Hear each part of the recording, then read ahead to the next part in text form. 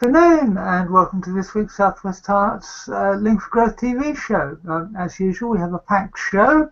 Although we are down on presenters, well, with both Tania and Neal being away for all sorts of different reasons this week. So I've got Chris doing the main news, I'm doing the sports news, and Catherine, as usual, is going to be talking about all of the things that are happening in Watford and the surrounding areas over the next week or so. So it should be a really packed show. Chris, you've got a couple of big lead stories for us.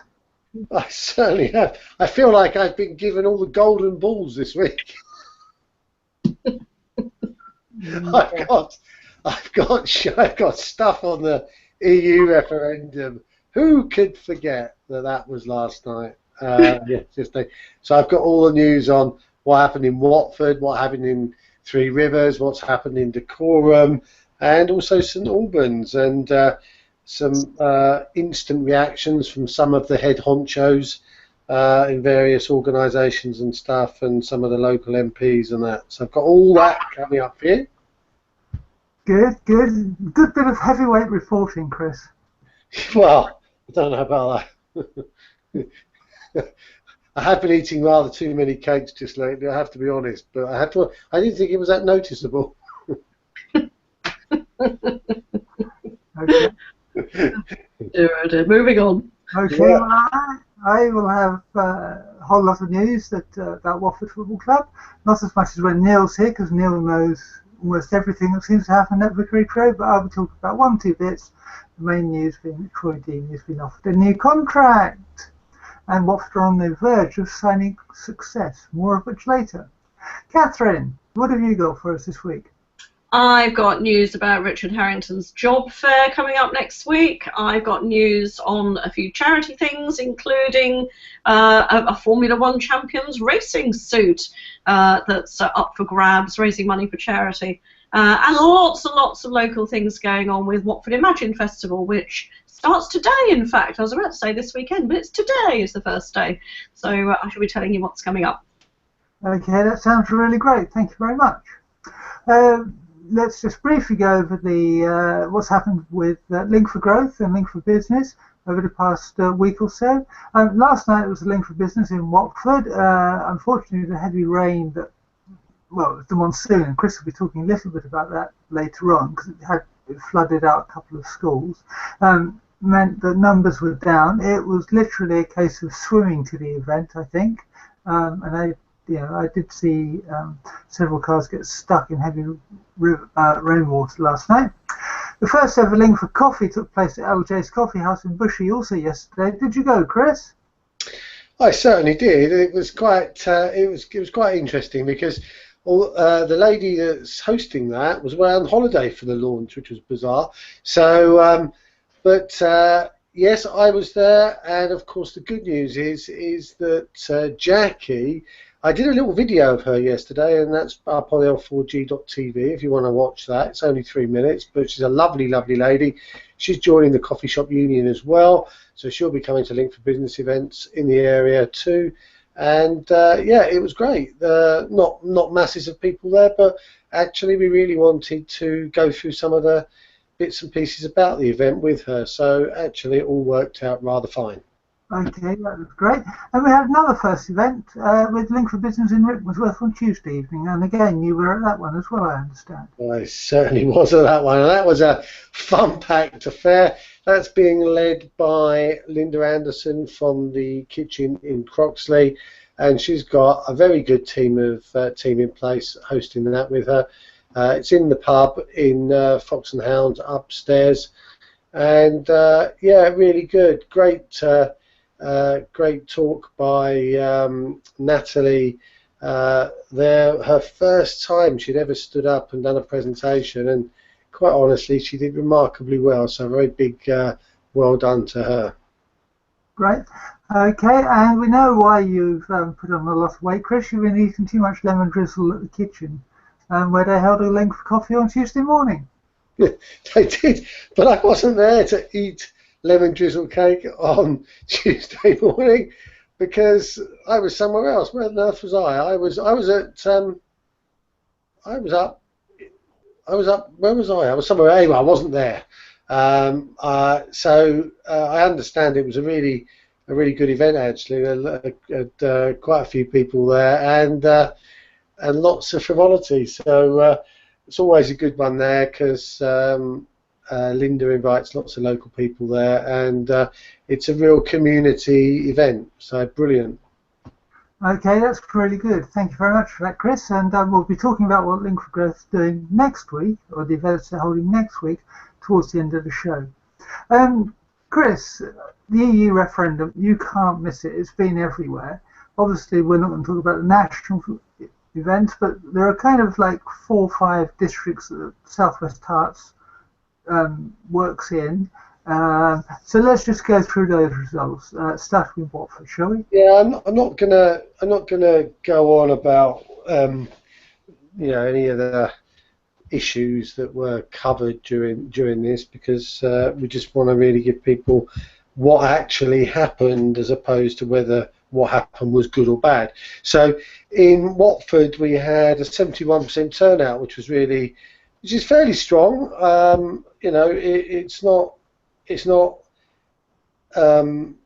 It's not exceptional, but it's good. It's a good turnout. 23,419 voted to leave, and 23,167 to remain. So there was only a difference there of 252. So not a massive difference there. So 50.3 plays 49.7. So pretty close, really, in Watford. And I'll come on to say what Richard Harrington, the MP for Watford, had to say about that a little bit later. Hertsmere, that was a little bit more emphatic, but not desperately emphatic. 28,532 voted to leave, which was 50.8%, and 27,593, which is 49.2. So that was close to 1,000 difference, with a turnout of 76.6, which is pretty strong, I would say.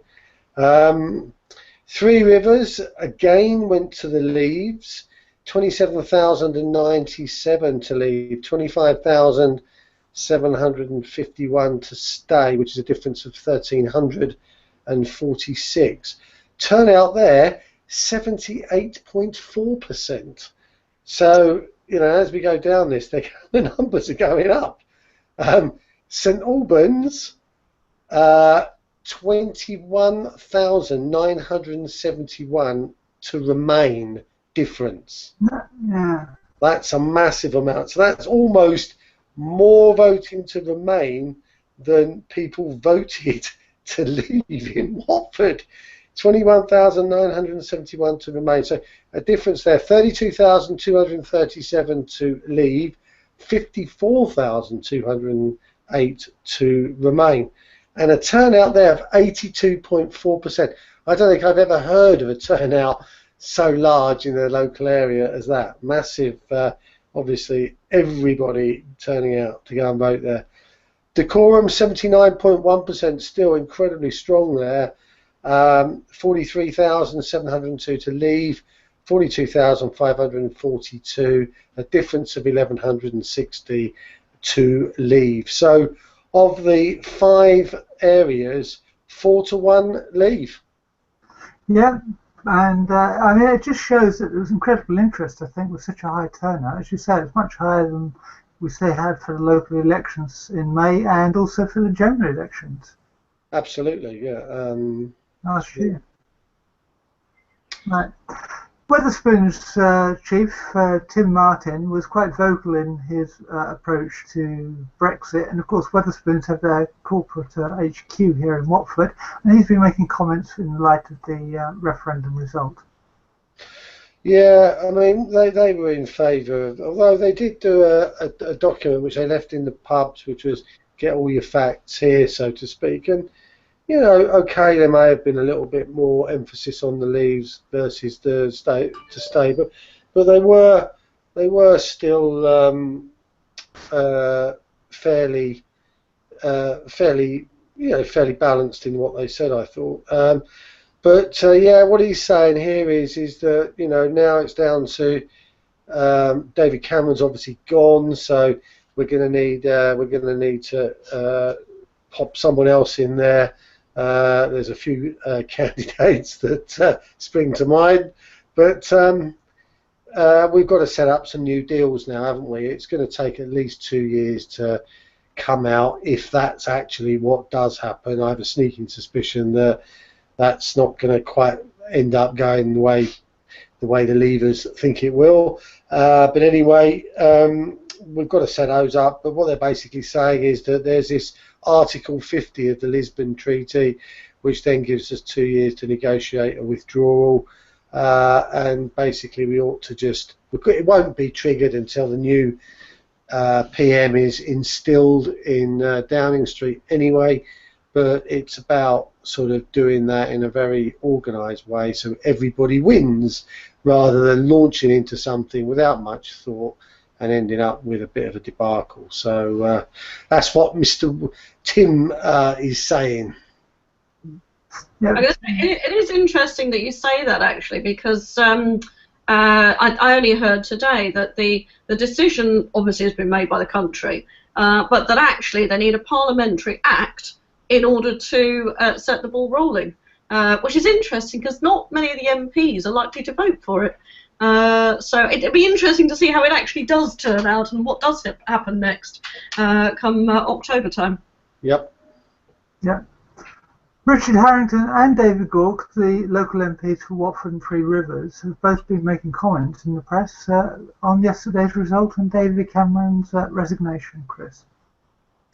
Yeah, so of course Richard Harrington is a big fan of David Cameron's, and even though in the Watford Observer we voted not to bomb Syria, he was fairly okay about that in terms of voting with the way the government wanted him to vote. So he's been given a couple of jobs by David Cameron, fairly important roles as far as the Conservative government's concerned. So yeah, you would expect him to be pretty disappointed that his mate really has disappeared. So, but he was all for staying in the EU as well. So you would have expected that. But at the end of the day, you've got democracy is about actually giving people an option to choose and respecting that decision. So he's been quite okay about it. He's basically said, if there is a recession, I find that quite strange. Just my only comment on this: we haven't really exited from the 2007-2008 crash, to be honest. So to say, we're going to go into another recession, to me, I don't think we're going to be going into anything that we've known before. It's a new world we're entering into, and quite frankly, whether it's a recession or not, it's how people feel. And basically, he said his job is to make sure people have got work and that people are getting what they want in Watford. So whether he's got much to contribute on that, who knows? But anyway, that's his view. He's sad to see us leave the EU, and he's sad to see David Cameron. But it's roll your sleeves up and get cracking. Yep, and David Gork has been speaking, and he made the point that South Oxley voted overwhelmingly to leave, whilst perhaps the more affluent areas of his constituency, Whitmansworth, Chorleywood and Moor Park, all voted to remain. Yeah, so it comes down to different parts of his constituency. Of course, South Oxley is a difficult area, and you would expect, not difficult in any other way, in that it's different from the rest of his constituency, and they voted overwhelmingly to leave. So you're talking about incredibly high percentage, I would think, there. And then in the more affluent areas like Rickmansworth, Chorleywood and Moor Park, they voted to stay. So, but I suspect the population density and the volume of people in South Oxley has carried it across. So, there were about just over 1,000 So it's about 1200. So he's quite disappointed as well. He said quite categorically he didn't think it was the right decision for the country, but quite the people of the country think differently. So that's just one person's opinion. Yeah. He's obviously disappointed as well that the Prime Minister has decided to go. You know, David Cameron's in a no-win situation. I've heard people say him leaving now is like abdicating when the going gets tough. Other people have said, well, how could he possibly stay when his biggest, if you like, challenge has gone the wrong way for him? So, you know, you can look at it both ways. Ultimately, I think he probably thought, I'm going to go if it goes wrong, and has already made plans. Yeah, exactly. Yes, I think this will go on and on and on and on, and probably dominate all the news for a good few months yet. But not this news, Diane. Not this news. We've got lots of other stories, haven't we? We have, including something about your alma mater, Chris. About my what? Alma mater. Oh, my school. Yeah. Yeah. So my old school, Watford Grammar. I do love that place. Now they put up a building. This building went up before I started at the school, and it was a terrapin building, and it was a 3-story science block that was going up as a very temporary construction until they got round to building a new one. That some 30, 40 years later, it looks like that they're going to get one finally. So it's announced plans for new teaching areas for science, technology, engineering and mathematics. Now, when I was there, you had biology, physics and science in a block. It looks like it's a bit more of a robust building. This one, they've got engineering in there. They're putting in probably computing and maths as well, and a new science lab and lots of other bits. And I've not actually met Ian Cooksey yet. He's the head teacher. I was familiar with the previous one, Martin Post, but I don't know Ian Cooksey at all. I do know the head of music there, though, because he was in my class at school when I was there. Stephen Hussey. There's a little name check for him. Those watching, but there you go. Okay. Now, a couple of schools have closed for flooding. It rained really heavily here last night, as I said in the bit when we were talking about Link for Business. It really was kind of like a monsoon, wasn't it, Chris? It was. Now, I was at the hospital, and it started raining when I went in, and I was only going to stay for half an hour, but my stay was extended for about another 20 or 5 minutes because there was no way you were going to get out of the building without a boat. I was about to say, were you in there building a boat? Yeah. Oh, it was absolutely torrential. Now, out of the window where my mother is staying there, you can see where they are doing the roadworks for the new roadwork area down there, and you couldn't see it. And it's not far away because the rain was so heavy, it was just unbelievable. So there was a lot of water that fell in about half an hour, and some schools got pretty much flooded. There's St Joseph's Catholic Primary School in Ainsdale Road. I'm not 100% sure where that is, but 3 classrooms, a dining room, the staff office room, all got flooded. Yeah, all the parents and stuff were in there clearing it up and stuff until quite late at night. So yeah, they've got next week. They're celebrating their 60th birthday, so they were quite keen to get things a bit ship-shape before all that takes place next week. So. I'm not sure of any other schools though, Diane. That's the only one that I've seen. Queen's School was shut today. My daughter was at Queen's School today. They only had those going in for exams because they had flooding on the south side of the school and the underpass that links to the 2 sides. But apparently it's all cleared up now, so that's good. But there was also a lot of flooding down Radlett Road, down the bottom of our road. and all along Radlett Road, where you've got a river there, and it's obviously burst its banks, and a bit further down where you've got the underpass going up to towards Queen's Road.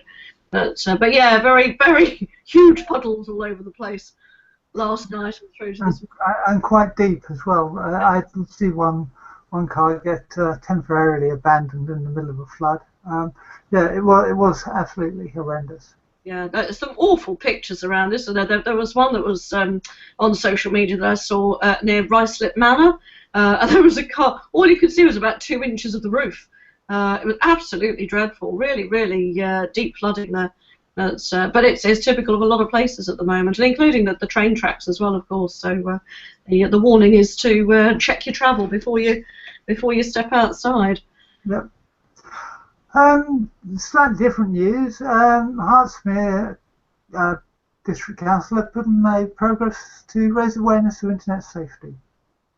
Yeah, so this was earlier in the week on Tuesday. They had an evening which was to raise the awareness of was it hang on, it might not be in the evening, but anyway, it was on Tuesday.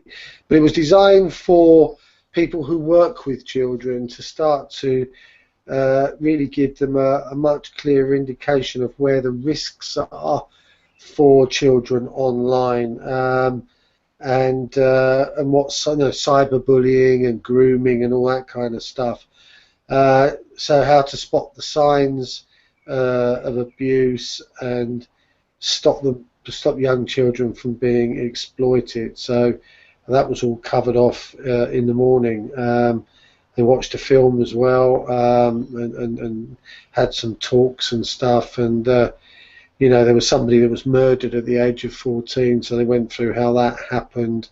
So a little bit of shock and awe treatment, I think, there, really, to kind of make people aware that there's some pretty serious stuff going on the other end of a computer screen, and sometimes it's quite difficult to spot. So and the police and crime commissioner for the area for Hertfordshire was there, and talking about how people could be affected by online stuff, from email hacking to bank account hacking, and responding to things that look like they're genuine and they're not. All this stuff about what banks will ask you for and what they won't ask you for in an email and all this kind of stuff. It's very often it's very difficult for people to unpick this stuff. They just don't know, and it all looks very official, and suddenly your money's gone. Yeah, it's a real pain.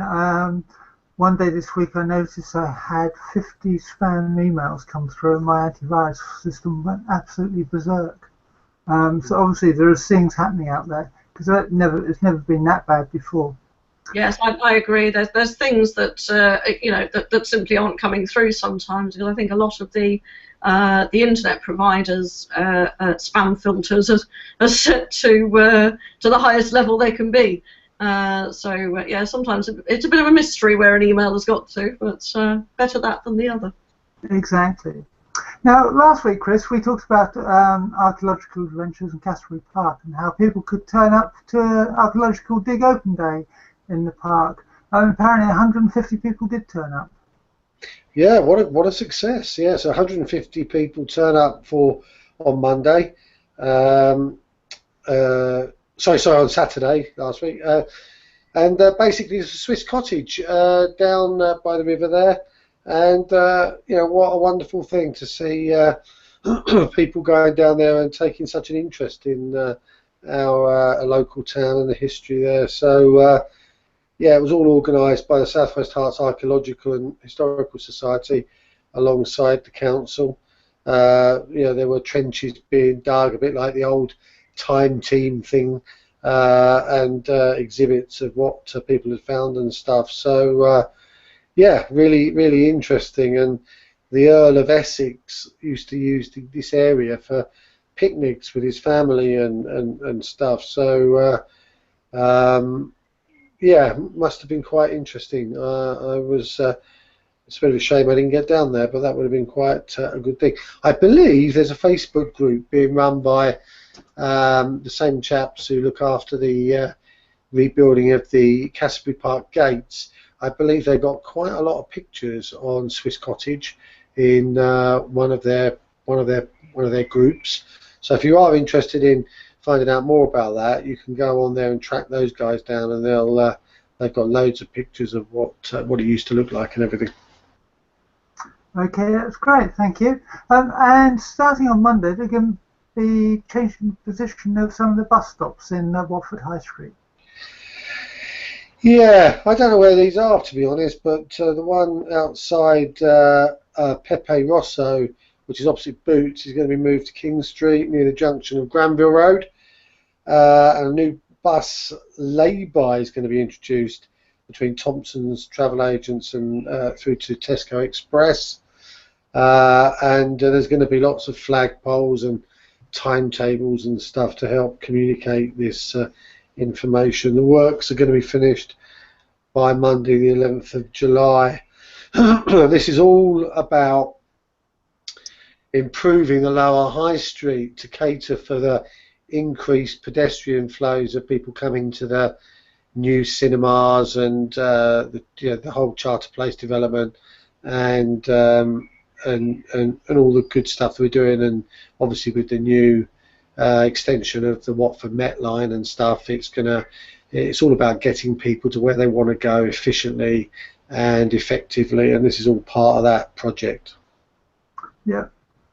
And Watford Borough Council, more especially the mayor, has been talking about some of the events that are going to be happening soon in the revamped Cassiobury Park.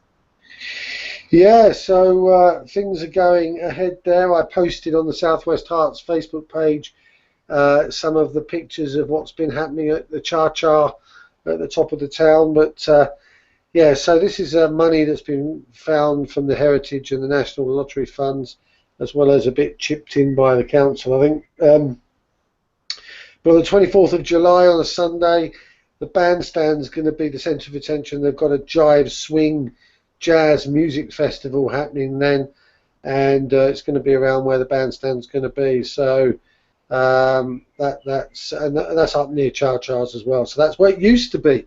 So the bandstand is going home.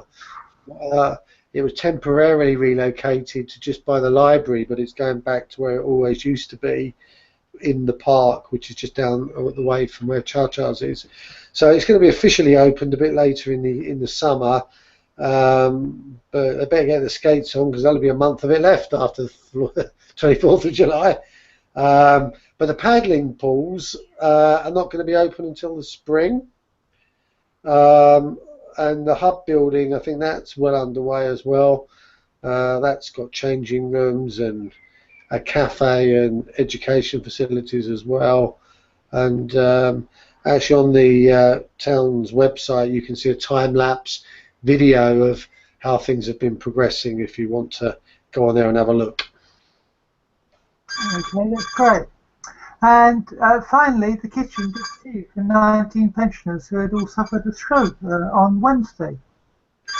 Yeah, so this was quite good fun. This was down at the kitchen. We had, I think it was 19 or so people who had suffered from stroke in the past.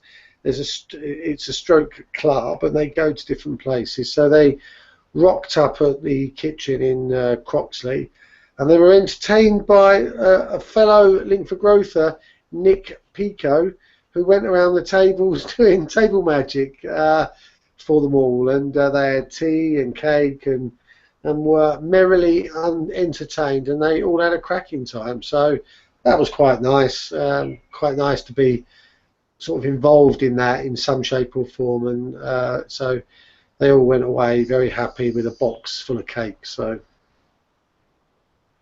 yeah, okay, that's great, and thank you very much, Chris, for that, and also telling us about the events that happened at Link for Business in Ricky, and the new Link for Coffee venue in Bushy last week. That was great. Thank you very much.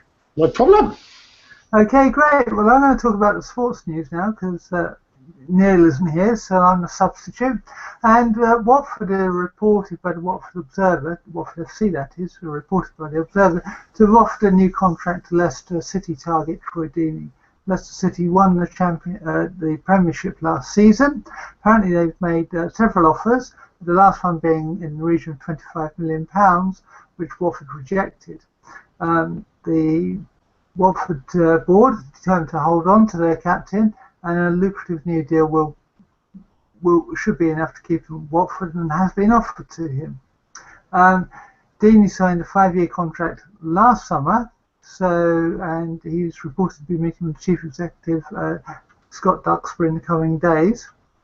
And the Watford board are confident that he will remain at Watford.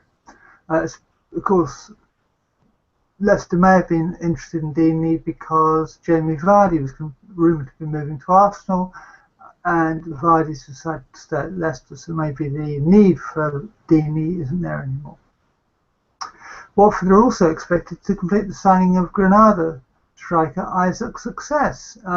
He's a midfielder. He had quite a good season with Watford's former sister club now, because Granada was sold, as Neal told you last week. And he's agreed to a 5-year deal to move to Watford.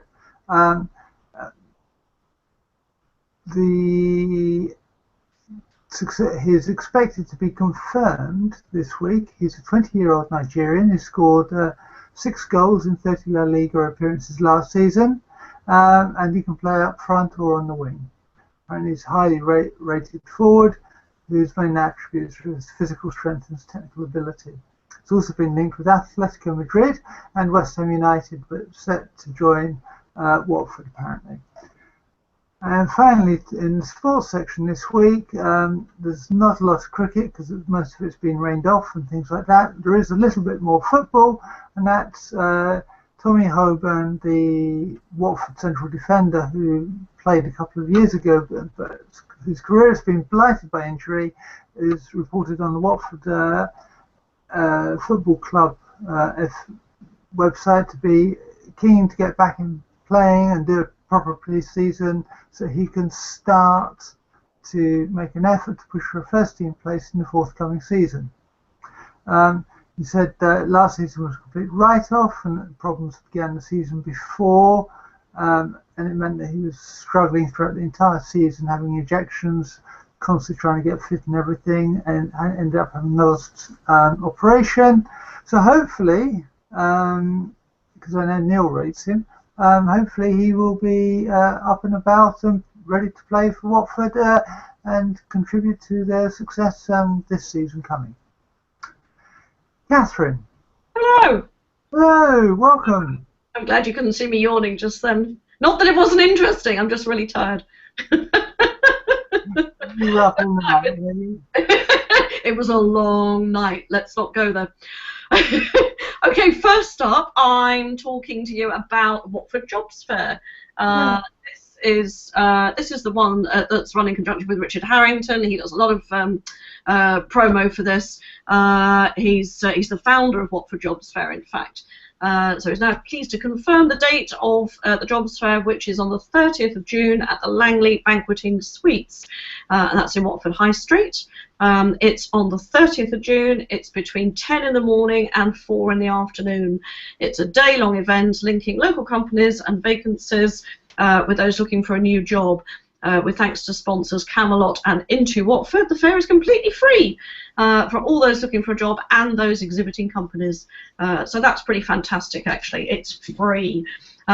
Several fantastic local firms have already confirmed their attendance, including Warner Brothers, Sigma Pharmaceuticals, Bright House, Oceana Watford, Into Watford, Camelot, JD Wetherspoon's headquarters, TIG, Boys and Girls Nurseries, Toad Hall Nursery, Abbott's Care, and the soon-to-open Five Guys Watford, along with many others as well, I'm sure. It sounds like a great opportunity, and as I say, it's something that Richard Harrington has championed ever since the beginning. I think this is the 5th one that's running now. So yeah, that's on the 30th of June. Fantastic. Yeah, and the Langenberry Suite, for anyone who doesn't know it, is in Gate House on the 2nd and 3rd floor. I think the 2nd floor. Indeed. You can't miss it. There's usually an A-frame board outside, so there's usually the doorway down on ground level, which then takes you up. You can't miss it. Okay, that's great. Now, there's a midnight walk happening this weekend. We'll be featuring a lot. We talked about one last week. We're going to talk one this week, and there's another one the week after next. So it's a busy time for these. Well, I guess the theory is that they try to get these in during the summer months because it's good weather. Yeah. So take some wellies. This is a midnight walk for the Hospice of St Francis. It's on the 25th of June through to the 26th of June, obviously, because you're going over at midnight. And it's at the Hemel Hempstead School. Registration is at 9 in the evening. Start walking at 10. And this is an interesting one because they like you to wear something neon, something fluorescent, so that you can glow in the dark on the way around. You can register on the night, as I say, from 9. Over 10 years of age can join the fun and take to the streets as you choose either a 5 or a 10-mile route. Shine across the finish line with your friends and family before enjoying a yummy bacon roll, a cup of tea, and a well-deserved medal. There are some other prizes as well for those that raise lots and lots of money. There's a luxury night away for 2 at the Shendish Manor Hotel. There's a 3-course dinner and a bottle of bubbly in the hotel's enchanting Orangery restaurant. The party kicks off 9 p.m, as I say, Hemel Hempstead School, and start walking at 10. Registration is £20 per adult, £15 per child. Child is anyone aged between 10 and 17. That's about it. Okay, that's great. Thank you. And you can register at the event tomorrow, yes? Yes. You can't register online anymore. Not anymore. No, I have to register before. Okay, that's great. Now, someone who's used to travelling a bit faster is Lewis Hamilton. Indeed, yes, and he's donated one of his racing suits to Herts Air Ambulance. They're auctioning it. You can place your bids online. Bidding is open now. Members of the public can submit the best bids by the 30th of June to be in with a chance to call the suit their own. And this is one of his winning suits. He won it in, I'm guessing, a Formula 1 race of some sort. It's a Mercedes-AMG Petronas Formula 1 trademark team driver Lewis Hamilton's racing winning suit. Guessing that means something to someone who's into Formula 1, but obviously very prestigious. Once in a lifetime opportunity. Donate loads of money, it helps the Herts Air Ambulance, and you get yourself a winning suit. It's fantastic. There will also be, the top 3 bids will be invited to telephone in to take part in a live auction during a charity fundraising dinner ball at Elmdon, on 9th of July. So, yeah, they're really looking forward to raising lots of money, both with that and the charity dinner, I would imagine, as well. Yes. For those who don't know, Lewis Hamilton comes from Stevenage, which is why he's supporting Herts Air Ambulance. Well, there you go, a nice local plug. Brilliant. Somewhere between walking and driving an F1 car is cycling. Yes, indeed. Again, something to enjoy in the great weather that we're having. Sunday the 26th of June, this is at Herts County Hall, Peggs Lane, Hertford. The cycle ride is a fun and easy way to support the Herts Air Ambulance once again. There's 3 routes to choose from, 50 miles for the serious cyclist, 20 miles for intermediate riders, and a shorter family fun ride suitable for younger children. The circular routes start and finish at Herts County Council, taking in the beautiful Hertfordshire countryside, if you can see it through the rain. Mustn't keep mentioning the rain. Registration fee is £16 per cyclist in advance, or £20 on the day, probably just £20 on the day there. There isn't much advance left, is there? Under 14s go free, up to 3 children when cycling with full paying adult. Every cyclist gets a free t-shirt and a fundraising pack once you register, plus a goodie bag and a medal after completing the ride. Registration opens at 9 a.m. with staggered start times between 9:30 and 11 a.m. It looks like you can still sign up online or on the day. So that's on Sunday. Okay, that's great. That's all the charity news at the moment, but so let's move on to some entertainment. We mentioned one other bit of charity news. Oh, I have a flyer. Okay. Michael Green Foundation, we've got a load of runners in the British 10K coming up. We've got a team from Watford Hospital running, along with some individuals as well. If you go to our website, which is the michaelgreenfoundation.org, under diary events, I think it is, then you can sponsor a runner if you would like to. So that's coming up in the next couple of weeks. Thank you. Okay, no, that's fine. That's fine. Let's talk about some gigs and stuff like that, shall we? Absolutely. Time to have some fun, I think, isn't it? The weekend has started. Yes, starting on DJ Wayne at the Horns. DJ Wayne, absolutely. Now let me see. What music does he do? It's He does 60s, 70s, 80s, 90s, and more. Playing older to ladies, dance and sing. You dance till you can't dance and sing anymore. No, quite. Indeed. So this is 9 in the evening through to 1 in the morning. It's £3, absolute bargain, and that's tonight at the Horns. Get on down. No. Is it not your thing, Diane? No. Well, maybe what you need then is the Soul Enforcement Bureau. This is soul and Motown covers from an 8-piece band, also at the Horns, but this is tomorrow night. Starts at 9 in the evening, and this one's free, so you love that. Can I also say no? You can, yes. Yeah, hold on, I've got another one for you. I've got another one. What about the Zimmerman? This is on Sunday, also at the Horns. It's a 6-piece Bob Dylan tribute band, and I know they played there before. They're very, very popular there. Playing in the afternoon from 4 till 7, and it's another free one. That sounds like fun. It does. We've talked about this in the past. Tropicana Nights tomorrow with guest DJ Pat Sharp. Absolutely, yes. From TV, Radio 1 DJ fame and Pat Sharp's Funhouse fame and all the rest of it.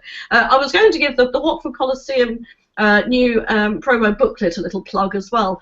This and all the other events I'm just about to mention is in there as well, and it's obviously got all the seasons dates for everything coming up, including Christmas things, which of course you have to book very early for.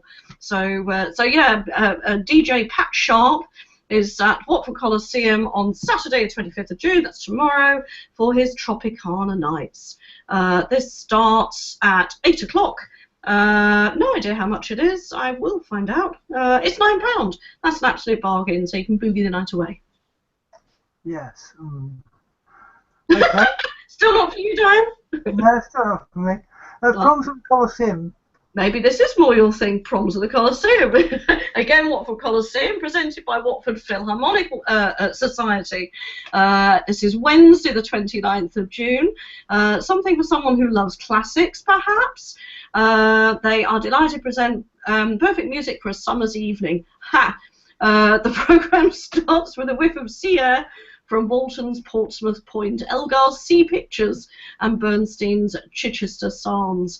There's various other things they're playing as well, including a bit of Strauss, Verdi, and Vaughan Williams. And the traditional last night of the Proms favourites. I'm guessing there's some sea shanties in there as well. That's on Wednesday the 29th of June at Watford Coliseum at 7:30. Pricing is from, if you're 18 years and under, £6.50. Otherwise from £17.50 up to £20.50. Okay, thank you. And the Drifters. Yeah. The only official lineup in the world of the Drifters. This is on Friday, the 1st of July.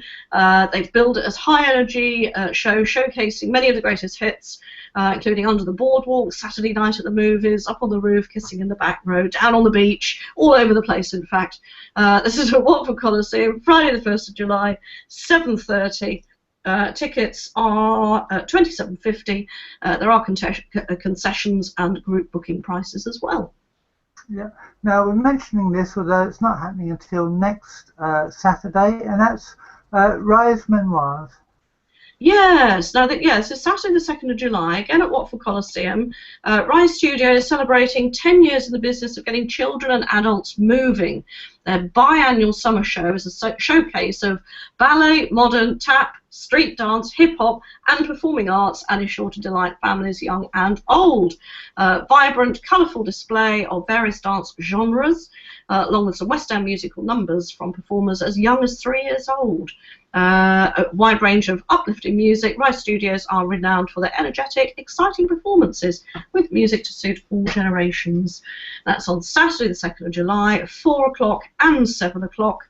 Pricing is £17. Okay, well, if you're going to be busy dancing and everything, you'll need lots of food to give you energy, and only Fools and 3 Courses is back. Gushti. Sorry. Yes, Only Fools and 3 Courses, obviously on a theme of Only Fools and Horses. It's fun dining, basically. Marlene and Boise are hosting a gala dinner, but will things go to plan? I'm guessing not. So you can enjoy this on Wednesday, the 6th of July at 7:30. And also Thursday, the 27th of October. Oh, that's a date in advance, isn't it?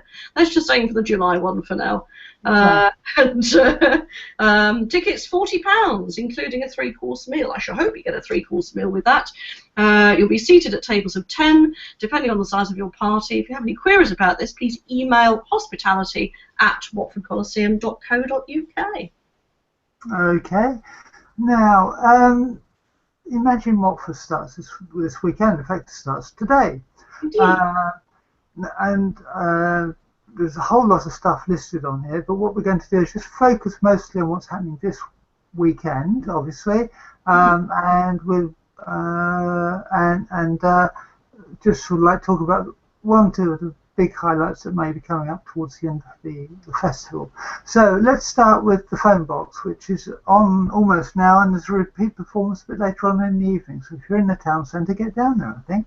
Indeed, yes, there's one actually on right this second, or yes, maybe just finishing now, 4:15. There's another performance of 5:30. Running time is 15 minutes, so be there. Don't wander past because you'll miss it. New Zealand-born choreographer Corey Baker creates distinctive dance works which give audiences surprising experiences of the art form. I'm guessing this is going to be on the main performance area by the pond. I'm guessing that's where most of the these listed productions will be. So gather with the crowd and enjoy some free entertainment. That one's Phone Box.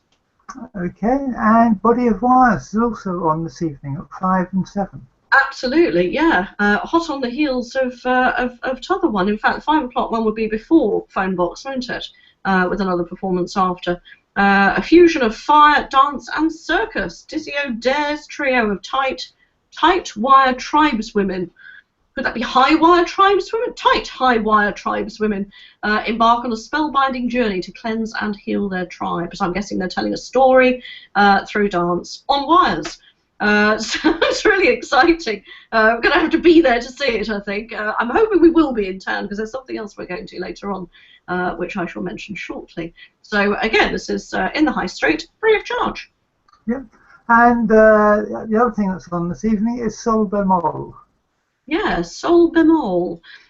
6 o'clock this evening, a marriage of music and the use of multiple circus disciplines. 2 technicians on stage impel the cadence of performance by manipulating cranes, pulleys, and the artists themselves. And maybe a bit of contortionism there, I'm not sure. Undeniably dreamy, funny, and for all audiences. So that sounds really entertaining as well. And that's tonight at Watford High Street by the pond at 6 o'clock. Okay, now moving on to this weekend, Crazy Bikes are back. Yay, Crazy Bikes. Great pictures on their website. If you want to have a look at the website, it's imaginewatford.co.uk. Easy to find, easy to remember. This is on, when is this on? Tomorrow?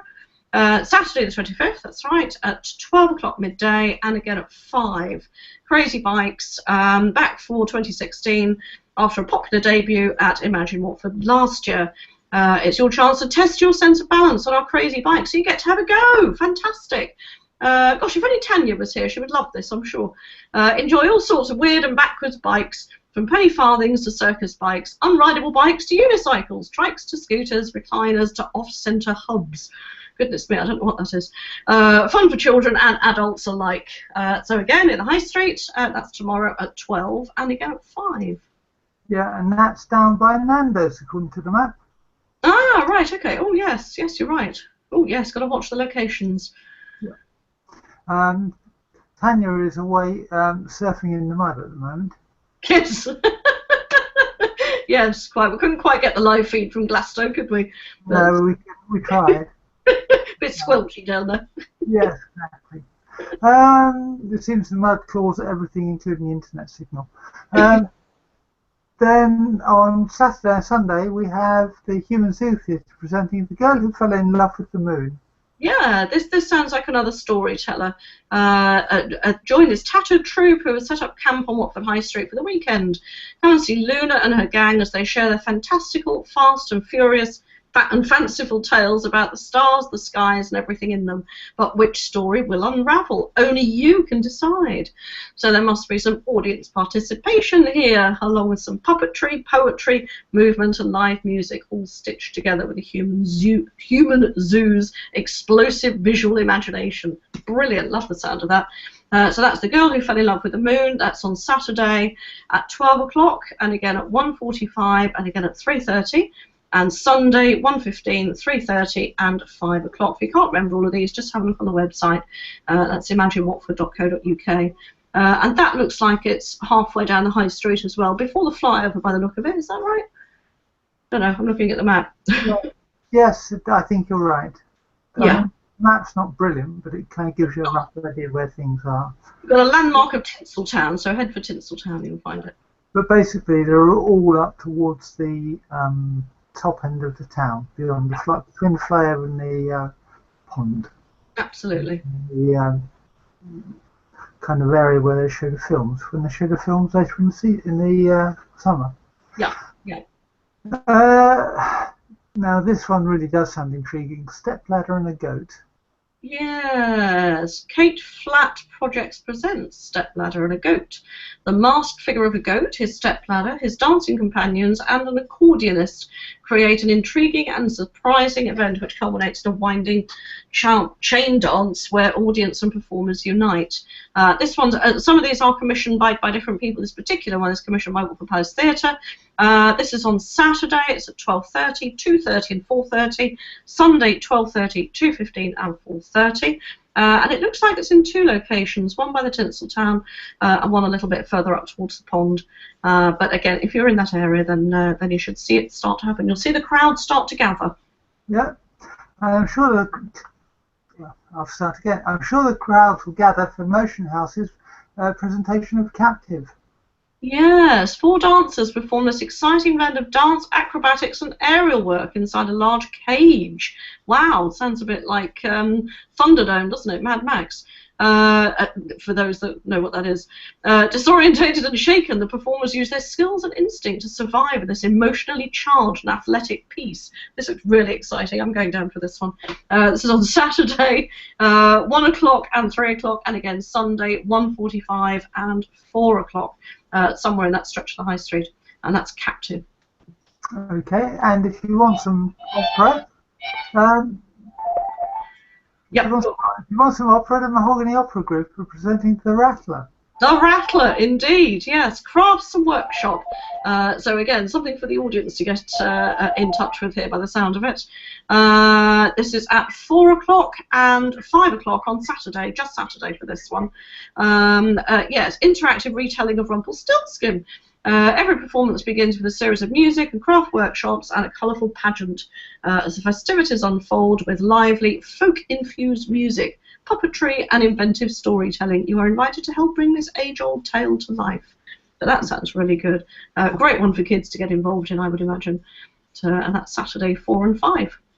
Okay, and Avanti are presenting the Reliquary? Reliquary? Yes. Sorry. I've never heard of that word. I'm going to have to look that one up. People of Watford, imagine a bejeweled casket making its enigmatic way around your town and wondering who are they, what is that, and just what's going on here. So this sounds like an intriguing one. I guess you've got to be there to find out. Sunday at 1 o'clock and again on Sunday 3:15. Somebody tell us next week on the show what's in the bejeweled casket, what happens, and then maybe we'll know. Exactly. And finally, for Imagine Watford, we have the emergency. Yes, emergency. Again, Tangled Feet presents. This is on Sunday, 2:45 and 5:45. Although it does say here also continuous, 12:30 to 6:05. And then the welcoming, 2:45 and 5:45. Intriguing. Again, you'll have to be there and find out what's going on. Overnight, a strange portal has emerged in Watford. A mysterious form has burst through the ground and an opening is visible at the top. Slowly, displaced people begin to emerge, then more and more. Where do they go now? How do we respond to them? So again, a bit more interactive stuff by the sound of it. A unique durational performance piece which evolves over Sunday. Tangled Feet question how we all cope with standing on the edge of enormous uncertainty. Oh, how apt. So that's Sunday. And that's actually in the performance area by the pond by the look of it. So Sunday, 2:45 and 5:45. Okay, that's great. And there are another 10 acts next Friday. There's loads going on, isn't there? Sunday. So we'll be talking more about this next week, no doubt. But if you are interested, as you said, the website is imaginewatford.co.uk. So get along and check out what's happening. It looks to be a lot of fun. Yep. Now, Yellow Comedy, where I think you're going this evening, is On That Reason. Yes, we could all do with a laugh, I think, couldn't we? Assuming I can stay awake. It was a long night. Yes, Yellow Comedy tonight. This is at Reason Coffee Shop and Bookstore in the Parade, Watford, by the performance area in the pond, in fact. Doors open 7:30, comedy starts at 8. Headliner this evening is Katie Lane. Also appearing Chester Constable, Charlie Fry, Sandra Hale, winner of various things, Darren Hargreaves, Nobumi Kobayashi, and Sean Sellers, and obviously expert MC Andrew Carberry. It's free to get in. Come and enjoy some more free entertainment. Might not be so free to get out, but that's fine. Yeah. The other thing is Yellow Comedy have agreed to do another fundraising night in December, early December, for the Watford Women's Centre. So thanks very much. Yeah, fantastic. I've got one more event to advertise as well. Croxley Green Community Club are having a beer festival at this very moment. Well, maybe a little bit later on. But it started yesterday, goes on till Sunday. Actually, no, it starts today. 24th, 25th, 26th of June. Open to non-members from 2 p.m. Friday till 10:30 Sunday. So it is open now. There's barbecue, there's various other food, there's pies, there's pasties. There'll be Cold Harbour, which is a local band. Other bands will also be there as well. Check out their website. That's Croxley Green Community Club. And most importantly, there's beer. It's a beer festival. Okay, well... it's free. It's what, the beer's free? Oh, the beer isn't free. To enter the festival is free, and then you can... Oh, okay. Okay. Right, okay, well on that slightly down note of the beer isn't free... I'm sorry. There's cider as well, by the way. 20 beers and ciders, apparently. Okay.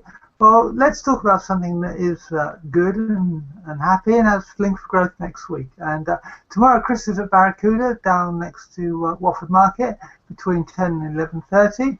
It's a great opportunity to call in and see Chris and find out more about Link for Growth. And at the same time, you can also see some of the acts that we've just been talking about in the entertainment preview for the week. So, sorry, Chris, are you trying to... Did you say something? Sorry, say again?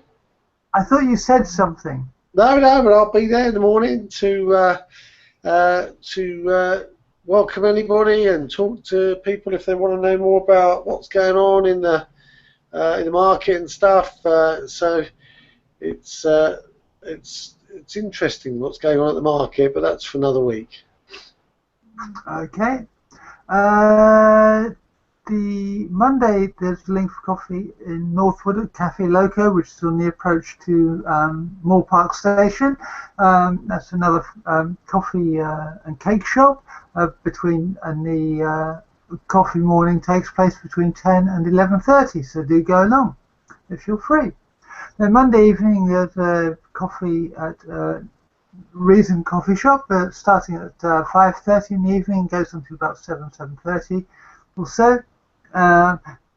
And the evening coffee sessions are usually quite well attended because we get a lot of people who are on their way home and want to call in and have a chat and things like that. So that's usually very good.